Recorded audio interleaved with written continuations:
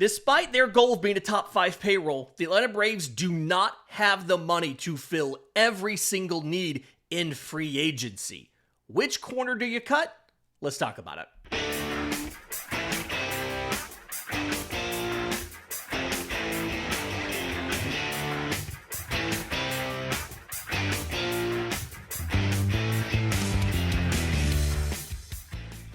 Yes, welcome on into Braves Today for Monday, November 10th. Your source for news, notes, and updates on your Atlanta Braves. I'm your host, Lindsay Crosby. You can follow me on social media at Crosby Baseball. You can follow the show on X Braves_today. We have a Facebook page and Instagram as well. And you can find all of my written work, bravestoday.com. That's the Braves Today Substack, as this is both a podcast and a newsletter. We're proudly part of the Believe Podcast Network and presented to you by FanDuel. Tons of offers out there because all the sports except for baseball are in season right now. We did see some changes to the 2026 World Series odds because the Toronto Blue Jays jumped up from behind Atlanta to in front of Atlanta. So Atlanta's now tied for 9th best odds for the World Series to win it in 2026 at plus 2,000 because the Blue Jays are now plus 1,700. If you're ready to check out everything FanDuel has going on and get started, go to FanDuel.com or download the FanDuel app today. All right, if you've watched this show in the last 2 weeks, you've heard me talk about cutting a corner, okay? We know that Terry McGurk said last week that his goal is for the team to be a top 5 payroll. And when you look at it from the CBT perspective, they did that as recently as 2024. It is a realistic goal. But even if they do that, right, just getting to the spending that would have put them at 5th this year, which was actually Toronto, believe it or not, they'd have about $55 million to spend. If they want to go all the way to the second CBT, they'd have like 85 or 90 million to spend, right? But without trades, I don't know if $55 million is enough to fill all of their needs. The general manager meetings just started this week in Las Vegas. They start today. Managers, a lot of them flew in on Sunday, and they run for a good portion of the week. So trades typically don't get done at the GM meetings, but some of the groundwork is laid for trades that end up happening in December and in January and all of that. So without knowing what trades are going to be made, let's talk about Atlanta's different options to cut a corner this winter if they try to fill every need in free agency. Let's run down scenarios with dollar figures and everything of what these different scenarios would look like, right? Let me give you an example. Kind of quick couple caveats up front here. We're going to let the Braves sign a qualifying offer player. They've done it once under Anthopoulos, but this is the offseason to do it because you reset the CBT. We're going to let him do that once. We're going to stick with the $55 million projection because, again, that would have brought your payroll to 5th in the league in 2025. All of the contract figures I'm going to give here come from John Becker of Fangraphs. He has a Google Doc that I have access to. He shared that compiles a bunch of different industry predictions, like 9 different predictions, into here is the median calculation for each guy. Years, money, AAV, all that stuff. So before we get into where you're going to cut a corner, I think it's clear the place you can't cut a corner, and that's the bullpen. Because we saw this last year, and it didn't work, okay? If you remember in 2024, depending on how you measure, either by ERA or by WAR, Atlanta had either the 2nd or 3rd best bullpen in baseball. The Guardians were far and away the number 1 bullpen in baseball. They were amazing. They also overused that bullpen so much that they collapsed in the playoffs. But Atlanta, if you look at by ERA, it was a 332 mark, 3rd best in baseball. If you look at it by Baseball Reference WAR, it was 3.8 WAR, which was the 2nd best in baseball. In 2025, that fell from 3rd best ERA to 19th at 4.19 ERA, and in WAR from 2nd to 22nd, going from 3.8 positive to 2.6 negative. And if you think about it, you lost a lot of pieces from that 2024 bullpen. AJ Minter went to free agency, signed with the Mets. Lost year for him. He picked up his player option. He'll be back for them this year. Joe Jimenez, you lost him to that knee injury. He did not pitch at all in 25. Grant Holmes, who called himself a utility pitcher, he went into the rotation, so you didn't have him in the bullpen other than his very first appearance of the year coming out of the pen for 1 inning. That was interesting. And then Jesse Chavez, got old. Those 4 guys together in 2024 combined for 234 and 2/3 innings out of your bullpen. And the ERA was just over 3. In 2025, you got 1 inning from Holmes in the bullpen, and you got a handful from Chavez. None of those were good, and that's it. And the problem here is when Atlanta tried to replace those guys, they went for quantity over quality. The Braves brought in 15 relievers on minor league deals. A bunch of those guys never even made out of spring. Buck Farmer didn't make out of spring. Jake Diekman didn't make out of spring. Dylan Covey, I think, didn't make out of spring. A lot of the other ones, nobody else who did make it out of spring, finished game 162 on the roster. None of them finished the year. And you saw what happened to the Braves. Well, you're in a similar situation now, okay? You're losing Raisel Iglesias. He's a free agent. You declined the club options on both Pierce Johnson and Tyler Kinley. I discussed that late last week, why it made sense to do it. But the fact is you did that. And then you may not have Joe Jimenez again. And Alex Anthopoulos went on 680 The Fan last week and said that, because they shut Jimenez down with knee pain in August, right? He was throwing bullpens and stuff in Northport. He had some knee pain. They shut him down. He eventually needed a second procedure on his knee. He had to be rescoped or whatever. And they're going to reassess him in January to see if they will have him at all in 2026.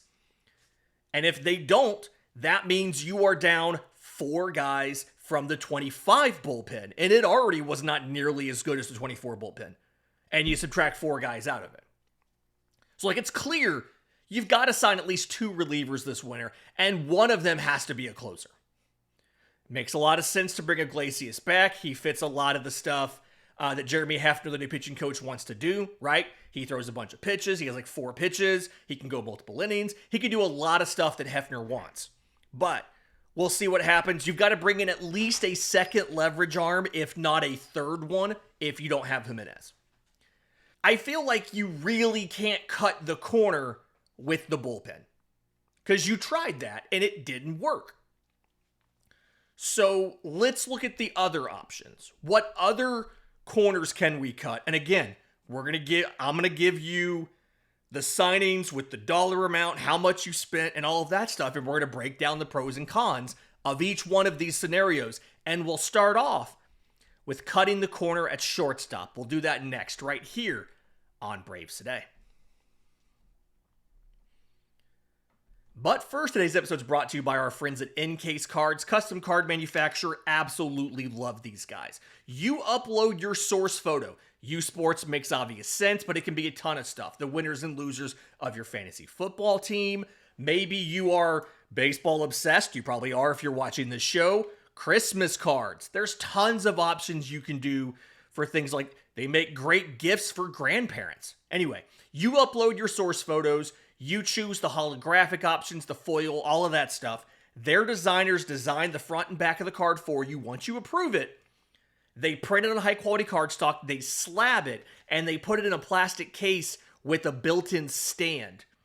The website's ncasecards.com, ncasecards.com. Promo code Braves Today gets you 20% off your order. Again, ncasecards.com, ncasecards.com. Promo code Braves Today. Welcome back to Braves Today. Lindsay Crosby. Let's talk about cutting corners, right? You tried it with the bullpen. It didn't work. You kind of also tried it with shortstop. But we're going to look at it again, because if you remember, the needs of this team, they need a starter. It's shortstop, it's starter, and it's at least 2 arms in the bullpen, one of which being a closer. And then you would like to add a bat, okay? So let's look at the options here. Because, again, you've been doing this. You've been cutting the corner since Dansby Swanson left, and arguably it worked out in 2023. Orlando Arcia hit .294 in the first half. He was an all-star. He ended up finishing with a .264 average on the season, but the back half wasn't that great. And then him and Nick Allen offensively have been a disaster the last 2 years. Combined .219 average, 262 strikeouts, 20 home runs for Atlanta's shortstops. Most of those were Arcia, because Nick Allen not only didn't have a homer, he didn't have a barrel in 2025. Ha-Seong Kim did hit 3 homers in the month he was here, but which, projects out to a 12, 15 homer pace, right? But Nick Allen, again, defensive wizard, right? 221, 535 OPS. The OPS plus of 53 was the lowest of any player in baseball that got 400 or more plate appearances. And if you want to upgrade shortstop, it's Ha-Seong Kim, it's Bichette, and that's it, right? So again, assuming there's no trades, because as of right now, the AA is probably just now finding out who's available and who's not at the GM meetings as he's having conversations with all these guys, right? Like, you didn't know if Ezekiel Tovar of the Rockies was going to be available or not because they didn't have a GM until like Saturday, when they hired Paulie Podesta. So, assuming you stick with Allen at short or do a trade later, you're cutting the corner of shortstop again for another season. And obviously the thing here is you're assuming the back of the baseball card stuff for everybody else. We've heard AA say that. Snit said that, whatever. You're assuming all that happens. In this situation, if you're saving money on shortstop, I have the Braves splurging on the starter. And Atlanta's popping a qualifying offer to sign Dylan Cease. I'm going to do a show, probably tomorrow's show, where I talk about the qualifying offer pitchers and the case for each one of them. And without having done all of the research yet, Dylan Cease or Michael King are probably the two that I would want, one or the other. But in this situation, the consensus projection for Dylan Cease, 6 years, $168 million, which is $28 million a year. Okay.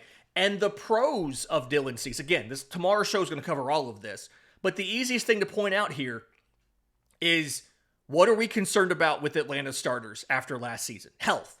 Dylan Cease just finished his 5th consecutive season of 32 or more starts. The last 5 years, 21 through now, 32 starts, 32 starts, 33 starts, 33 starts, 32 starts. He led he led his league 3 times in those 5 years because he was in the American League with the White Sox before the Padres. He led all of baseball in 24 in number of starts. So there's one of the arguments for Dylan Cease, and then obviously he's the local boy, all that good stuff. For closer in this scenario, I have the Braves bringing back Raisel Iglesias. And again, we're not going to repeat guys in this, so this is the one time I'm going to use them. But we have the Braves bringing back Raisel Iglesias. The consensus projection was a 2-year deal for $24 million total. So $12 million a year. Because of how much he struggled in the first half last year. I'm not saying that he will sign for that. It does feel a little bit low and optimistic, but there you go. That's a $12 million AAV. So Cease and Iglesias together, you're at $40 million AAV, again, of a goal of 55. Okay. For a setup man, I have Atlanta signing Shawn Armstrong. He was with the Rangers last year. The projection's 1 year, $8 million. Knowing AA, he probably throws a club option onto that as like a second year. But the thing about Shawn Armstrong, and I think this is the best fit with with Jeremy Hefner. So last year, 4-3, 2.31 ERA. But he throws like 4 or 5 pitches, including all 3 fastballs. We know Hefner's a fan of that. I told you guys that last week. He's made spot starts. He's worked multiple innings. He's even done save situations. He picked up 9 saves last year and has 17 in his career. Yes, he's 35. He's on the back end of his career, definitely. But this is a guy that does a lot of the things that Jeremy Hefner likes. And then the bat, and I've mentioned this before on the show, I have Miguel Andujar.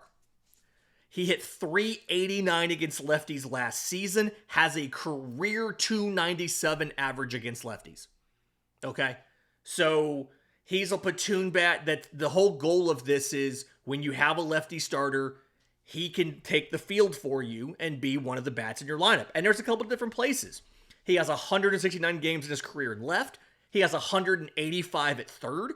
He has 21 games in right. He has 7 games at first base. He's played the corners of both the infield and the outfield. So defensive versatility and can be a backup at multiple positions. The idea here in this scenario, you're at exactly $55 million AAV because Andujar's 2 years, $14 million. That's $7 million a year. Drake Baldwin's the DH against righties. He's behind the plate against lefties with Andujar in at either DH or corner outfield spot. And then if you have an injury, God forbid, Olsen, Riley, Profar, Acuna, whatever, again, he's played those positions and he can slot in and play that position. So there you go. That's scenario number 1. Again, that is Nick Allen is batting 9th every day in that scenario. So do with it what you will. The next scenario, we'll do this before we go to break, is you're cutting a corner at starter so that you can splurge on a bat. And to be clear, when I say cut a corner at starter, I don't mean don't sign a starter. Because, on paper, you've got 7 guys right now. Right? Ronaldo Lopez, AA on the radio last week, said he's been throwing the ball really well. They haven't even discussed using him in the bullpen. He's probably a starter next year. So you've got Chris Sale, Spencer Strider, Spencer Schwellenbach, Ronaldo Lopez. You've got Hurston Waldrop. You've got Grant Holmes. You've got Bryce. There's 7 guys right there. And you can start Waldrop in AAA, but even then you still have 6 guys for your rotation right there. I'm not saying don't sign a starter. I'm saying don't pop a qualifying offer and spend a bunch of money on a postseason starter. A guy who would start game 2 or 3 of a postseason series for you. Because theoretically, Sale, Strider, Schwellenbach, and then maybe Lopez and Waldrop, you could potentially have 5 guys. We'll see what Lopez and what Waldrop do this season if they can show they are true postseason starters. You could potentially have 5 different options if you can get them healthy to the postseason. Feels like with 5 guys, knock on wood, getting 3 of them there should be possible. So instead, we're signing Chris Bassett. 36 years old, was with the Blue Jays the last couple years, actually. ERAs between 360 and low 4s in each of these years. 4 consecutive seasons of 30 or more starts. And the year before that, he had 27. So it's not like he's been bad on innings. He's been pretty good. He's been pretty healthy. Career 3.64 ERA. He's projected for 2 years and $36 million because it's his age 37 and 38 seasons. He is a guy that takes a bunch of innings and gets you to the postseason. He is not a guy who's starting game 1 of a postseason series for you. He pitched 5 games in the World Series. Every single one of them was in relief. He covered 6 innings. Now, he allowed 1 run on 3 hits with 7 strikeouts. He was good, but he didn't start a single game in the postseason. That's what I'm looking at in this scenario. You're cutting a corner, 2 years, $36 million. That's $18 million a year for 2 years of Chris Bassett to be your number 5 starter, to pitch every 5th day, and then the rest of the guys, maybe you're running a 6-man rotation. Maybe you're using off days to buy them extra days. You probably keep Chris Bassett on the same schedule he's on. You're probably throwing him every 5th day. This most recent year, half his starts were on regular rest. Half his starts were on 1 additional day of rest. So it's not like he's not used to doing that. The year before, with Toronto, 12 starts on regular rest, 12 starts on an extra day of rest, and then other ones because of off days or all-star game and all that kind of stuff. Like, he can do either. He can do regular rest, he can do extra rest.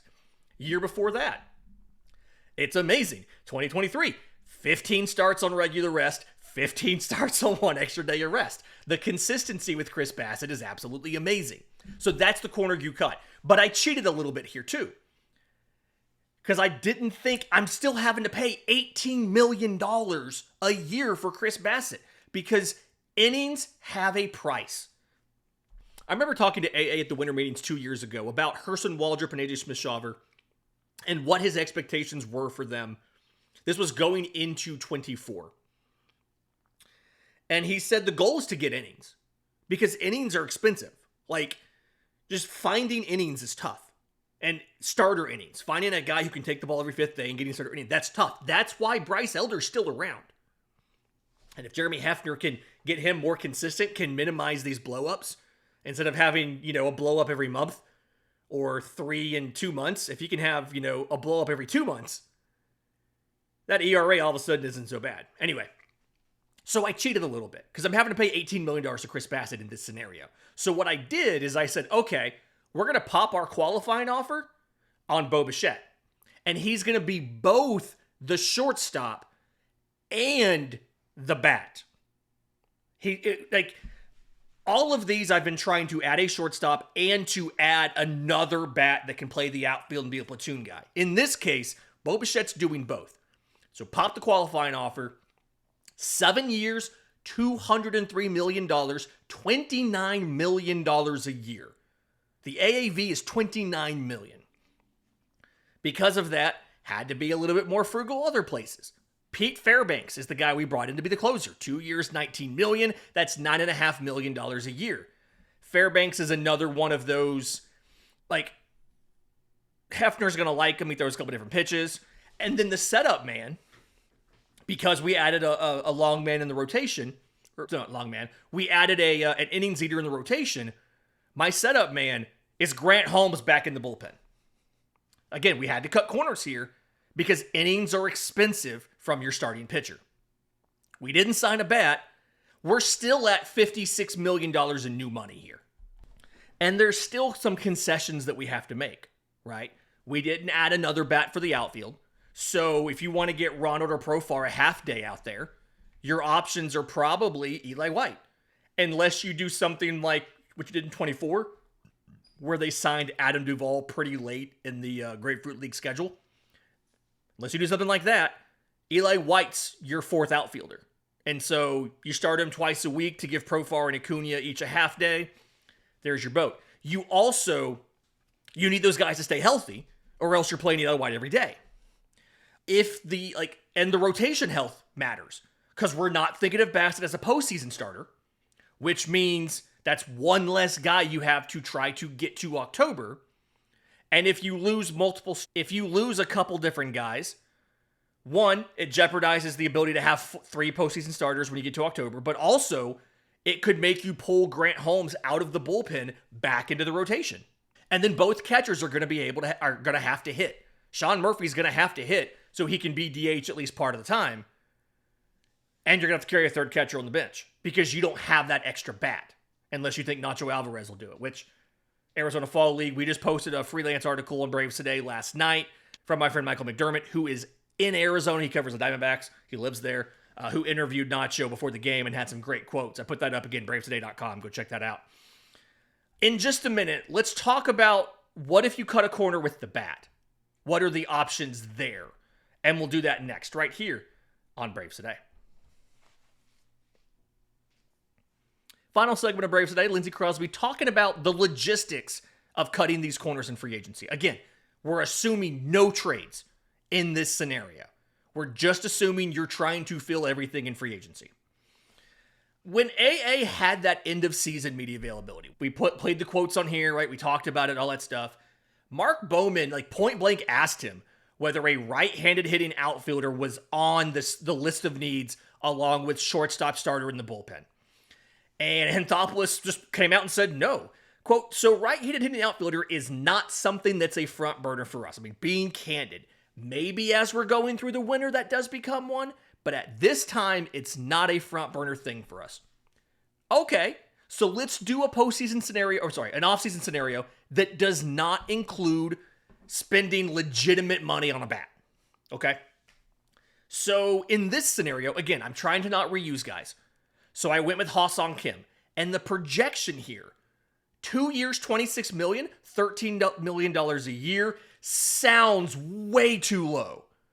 I am fully convinced that just nobody has a real good idea of what Ha-Seong Kim's going to sign for. But again, this is 9 different places all making predictions, and this is the aggregate result.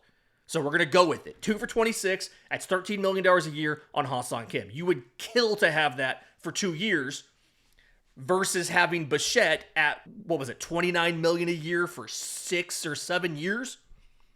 Okay.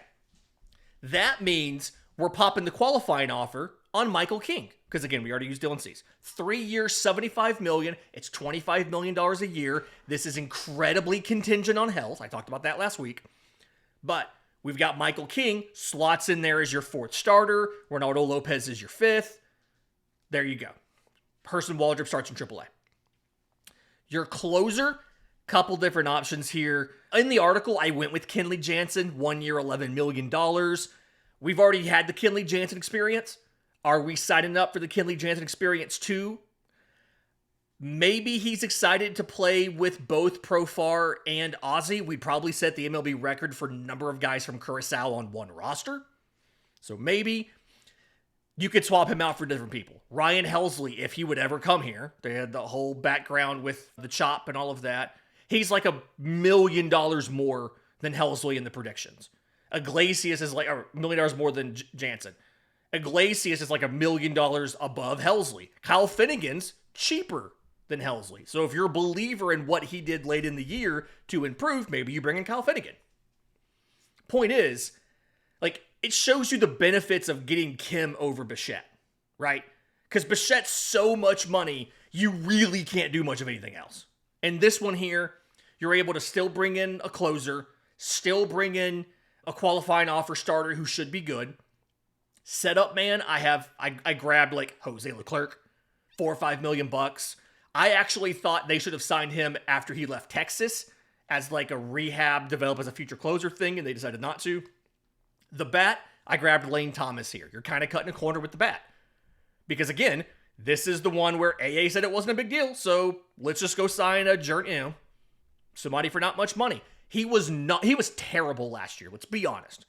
Lane Thomas was awful last year. But in his career, he's a .292 hitter against lefties. He can cover center field for you. He's better as a corner outfielder, but he can cover center field in a pinch. Think of 2021 Adam Duvall. He can play center. You don't love for him to be your everyday center fielder, but he can do it. But Lane Thomas is also a surprisingly fast guy and a really good base runner. So that gives you both an Eli White and a Lane Thomas that you can use in different running scenarios. Antoine Richardson's going to have a field day with those guys. So there's where you cut a corner there. Okay. The bat is somebody who was not good, but he hit under 200 for the Guardians last year. Now, granted, they played him in center field a lot. And it was not a very good roster, but he was bad by any stretch of the imagination. You are banking on a rebound with Lane Thomas by signing him to a deal, giving him actual legitimate millions of dollars, $4 million. This is a scenario where you probably need Joe Jimenez. You probably wait to sign that setup man until you know that Joe Jimenez is back. And then Jose Leclerc ends up being a 6th or 7th inning guy versus an 8th inning guy, right? You have a lefty in Dylan Lee. You have a righty in Jimenez ahead of whoever your closer is. Again, could be Jansen, could be Finnegan, could be Iglesias if you want to go up from 55 a little. This one came out to 57 million. Massage the numbers a little bit. If you put in Iglesias, it's 59. If you switch to Finnegan, it's 55. It just moves around a little bit there. If you find a journeyman setup man for almost nothing, you can save a couple $1 million there. Things you can move around. You could have Grant Holmes in the pen as a utility pitcher. And then again, you probably want Jimenez back in this scenario. But you see, in every scenario in free agency, you've got to cut a corner somewhere. And so, like, my big thing here is, what does Atlanta do? Which of, like, what are the things that'll make them decide which path to take? And for me, it's like there's 3 questions that they have to get answered to know how the offseason is going to shake out. And I guarantee you, they've gamed all these scenarios out. They have, if we do this, they have their own version of this show where they've gone, if we do this, this is how much money we have on these other areas. If we do this instead, if we do X instead of Y, then we can do this. If we do Z instead of X or Y, like they've done all that. That's how front offices work nowadays.